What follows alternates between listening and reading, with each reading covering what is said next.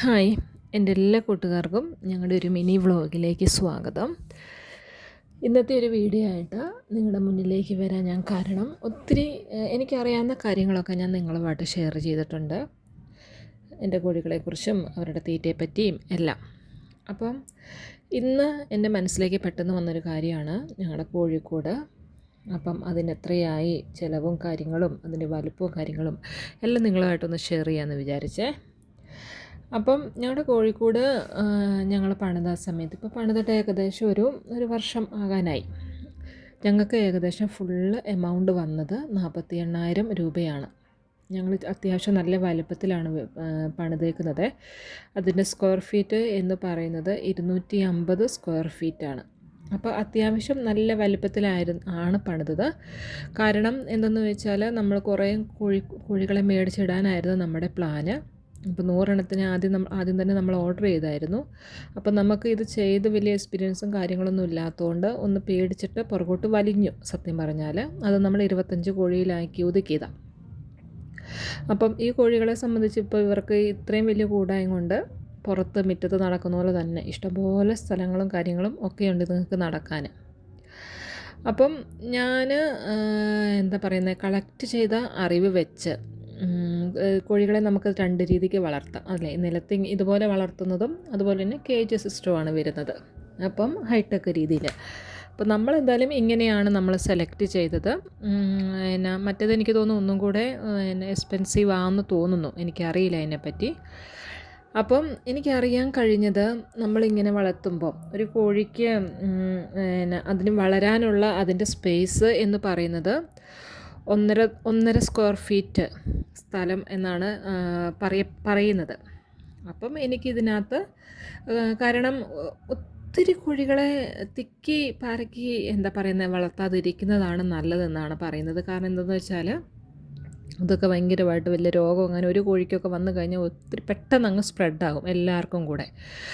അപ്പം എനിക്കൊരു പ്ലാനുണ്ട്, ഞങ്ങൾ പറഞ്ഞല്ലോ. ഇപ്പം എന്തായാലും ഒരു 100 കോഴികളെ കൂടെ നമ്മളെന്തായാലും 25 കോഴികളെ വളർത്തി തുടങ്ങിയിട്ട് നമുക്ക് അതിനകത്ത് നഷ്ടമൊന്നുമില്ല, ലാഭം തന്നെയാണ് നമുക്ക് കിട്ടുന്നത്. തീറ്റയും കാര്യം അതുകൂടെ ചിലവും കാര്യങ്ങളെല്ലാം മാറ്റിവെച്ചാൽ നമുക്ക് ലാഭം തന്നെയാണ് കിട്ടുന്നത്. അപ്പോൾ ഒരു 100 കോഴികളെയും കൂടെ കോഴിക്കുഞ്ഞുങ്ങളെയും കൂടെ ഇതിനകത്തേക്ക് കൂടത്തിൽ വിടണം എന്നാണ്, 2ആയി തിരിച്ചിട്ട് ഇതും കൂടെ വിടണം എന്നാണ് ഞങ്ങളുടെ പ്ലാന്. അപ്പം ഈ കൂട്ടിൽ നമുക്ക് നല്ലവണ്ണം ഒരു 100 കോഴീനെയും കൂടെ സുഖമായിട്ട് പോകും. അപ്പോൾ അതുങ്ങൾക്ക് നല്ല ഇത്രയും വലിയൊരു കൂടായതുകൊണ്ട്. പിന്നെ നമ്മൾ ശ്രദ്ധിക്കേണ്ട ഒരു കാര്യം എന്ന് പറഞ്ഞാൽ എന്താ പറയുന്നത്, നല്ല വായു സഞ്ചാരമുള്ള ഒരു കൂടായിരിക്കണം കോഴിക്കൂട്. വായു കയറാനും സൗകര്യം വേണം, പുറത്തേക്ക് പോകാനും നല്ല സൗകര്യം വേണം. കാരണം അത് എന്താ പറയുന്നത്, അതുങ്ങളുടെ രോഗങ്ങളൊക്കെ പടരാതിരിക്കാൻ ഒത്തിരി അത് നമ്മളെ ഹെൽപ്പ് ചെയ്യും. അതുപോലെ തന്നെ മുട്ടയുടെ ഉൽപ്പാദനം കൂട്ടാനും അത് സഹായിക്കുമെന്നാണ് പറയുന്നത്. കാരണം ഒരുപാട് തിരക്കി കോഴികളെ ഇട്ട് കഴിഞ്ഞാൽ മുട്ട ഉൽപ്പാദനം കുറയുമെന്നാണ് പറയുന്നത്. അപ്പോൾ അതൊക്കെ ഇതിന് നമ്മൾ കാര്യമായിട്ട് ശ്രദ്ധിക്കേണ്ട കാര്യങ്ങളാണ്. അതുപോലെ തന്നെ ഈ കൂട് നിങ്ങൾ കണ്ടാലറിയാം, നമ്മൾ നിലമൊന്നും കോൺക്രീറ്റ് ചെയ്തിട്ടില്ല. കോൺക്രീറ്റ് ചെയ്യാത്തതാണ് നല്ലതെന്നാണ് പറയുന്നത്. അതുപോലെ തന്നെ എപ്പോഴും അത് ഡ്രൈ ആയിട്ടിരിക്കണം. ഒരു ഒന്നും മീൻസ് നനവുണ്ടാവാൻ പാടില്ല. നനവൊക്കെ ഉണ്ടെങ്കിൽ നിങ്ങൾക്കറിയാം രോഗങ്ങൾ, ഇതിനെല്ലാം മെയിൻ കാരണം എന്ന് പറയുന്നത് രോഗങ്ങളൊന്നും വരാതെ ശ്രദ്ധിക്കാൻ വേണ്ടിയാണ്. അപ്പോൾ അതുപോലെ തന്നെ മഴച്ചാറ്റിൽ അടിക്കരുത്. അതുകൊണ്ടാണ് നിങ്ങൾ കാണുന്നുണ്ടായിരിക്കും ഈ കൂടിൻ്റെ സൈഡിൽ നമ്മൾ നെറ്റിൻ്റെ പുറമെ തന്നെ നമ്മൾ ആ പച്ച നെറ്റും കൂടെ വിരിച്ചിട്ടുണ്ട്. കാരണം ആ സൈഡ് മഴ പെയ്യുമ്പോൾ ആ സൈഡിൽ നിന്ന് ഭയങ്കരമായിട്ട് മഴവെള്ളം ഉള്ളിലേക്ക് കയറും, അപ്പം ചാറ്റിലടിക്കും. അപ്പോൾ അതുകൊണ്ട് അത് തടയാൻ വേണ്ടിയാണ് നമ്മൾ അവിടെ ഇങ്ങനെ പച്ച നെറ്റ് വിരിച്ചിരിക്കുന്നത്. അതുപോലെ തന്നെ ഈ കൂട് നമ്മൾ പണിതേക്കുന്നത് അത്യാവശ്യം നല്ല ഹൈറ്റിലാണ്. സാധാരണ കൂടിനെക്കാട്ടും ഇച്ചിരി കൂടെ കൂടുതൽ ഹൈറ്റിലാണ് നമ്മളിത് പണിതേക്കുന്നത്. അപ്പോൾ നിങ്ങൾക്ക് ഈ സ്ഥലത്ത്, കാരണം നമുക്കധികം മരങ്ങളൊന്നുമില്ല, ഞങ്ങളിവിടെ സ്ഥലം പുതിയതായിട്ട് മേടിച്ച് വീട് വെച്ചവരാണ്. അപ്പോൾ ഇവിടെ മൊത്തം കൂടുതൽ തെങ്ങായിരുന്നു. അപ്പോൾ കുറേ തെങ്ങൊക്കെ നമുക്ക് വെട്ടിക്കളയേണ്ടി വന്നു. അപ്പോൾ അവിടെ അധികം മരങ്ങളൊന്നും ഇല്ലാത്തതുകൊണ്ട് നല്ലോണം സൂര്യപ്രകാശം അടിക്കുന്ന സ്ഥലമാണ്. അപ്പോൾ അതുകൊണ്ട് തന്നെ ഭയങ്കരമായിട്ട് ചൂടൊക്കെ, ഡയറക്റ്റ് സൂര്യപ്രകാശം ഇതുങ്ങൾക്ക് അടിക്കാനും പാടില്ല കുറേ നേരം എന്നാണ് പറയുന്നത്. കാരണം ചൂട് ഇതുങ്ങൾക്ക് അത്ര താങ്ങാൻ കഴിയത്തില്ല. അതുകൊണ്ട് ഞങ്ങളൊരു ഫാൻ വരെ ഇട്ട് കൊടുത്തിട്ടുണ്ട് അതുങ്ങൾക്ക്. അപ്പോൾ അത്യാവശ്യം നല്ല ഹൈറ്റിലാണ് നമ്മൾ ഉണ്ടാക്കിയേക്കുന്നത്.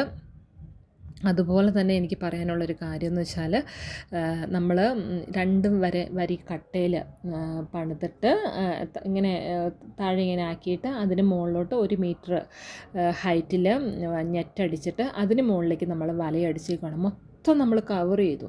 കാരണം നിങ്ങൾക്കറിയാം, കോഴീനെ വളർത്തുമ്പോൾ മെയിനായിട്ട് നമ്മൾ ശ്രദ്ധിക്കേണ്ട കാര്യങ്ങളാണ് ഇതൊക്കെ. കാരണം അല്ലെങ്കിൽ എന്താ പറയുന്നത്, പാമ്പ്, മരപ്പെട്ടി അങ്ങനെയുള്ള കാര്യങ്ങളൊക്കെ കയറി കഴിഞ്ഞാൽ പിന്നെ ഒന്നും നോക്കിയിട്ട് കാര്യമില്ല. അപ്പം അതൊക്കെ നമ്മൾ മാക്സിമം സെക്യൂറായിട്ട് തന്നെ എല്ലാം നമ്മൾ ചെയ്തിട്ടുണ്ട്. ഒന്നും സാധനങ്ങളൊന്നും ഇതിനകത്തേക്ക് കയറാതെ മാക്സിമം ചെയ്തിട്ടുണ്ട്. പിന്നെ എടുത്ത് പറയേണ്ട കാര്യം എന്ന് വെച്ചാൽ, ഇനി നിങ്ങൾക്ക് മുട്ടയിടാൻ നമ്മൾ വേറെ സംഭവങ്ങളൊക്കെ വെച്ച് കൊടുത്തിട്ടുണ്ടായിരുന്നു, കൊട്ടയൊക്കെ. പക്ഷേ അതുങ്ങൾ അവിടെ ഒന്നും മുട്ട ഇടാത്തതുകൊണ്ടാണ് അതുങ്ങൾ അവിടെ തന്നെ ആ മൂലയ്ക്ക് പോയി ആ കട്ട കണ്ടില്ലേ, അവിടെ തന്നെ പോയി മുട്ട ഇടത്തുള്ളൂ. അതുകൊണ്ട് വേറെ ആ സാധനങ്ങളൊക്കെ നമ്മൾ എടുത്ത് മാറ്റിയതാണ്. അപ്പം ഇത്രയൊക്കെ ഉള്ളൂ ഇതിനെപ്പറ്റി എടുത്ത് പറയാനുള്ള കാര്യങ്ങൾ. ഇതുപോലെ തന്നെ 48,000 രൂപയായി 250 സ്ക്വയർ ഫീറ്റിലെ ഒരു കൂട് പണിതപ്പം ഞങ്ങൾക്ക്. അത്രയൊക്കെ ഉള്ളൂ. പിന്നെ ഫീഡിങ്ങും കാര്യങ്ങളൊക്കെ ഞാൻ ഇതിന് മുന്നേ വീഡിയോയിൽ ഇട്ടിട്ടുണ്ട്.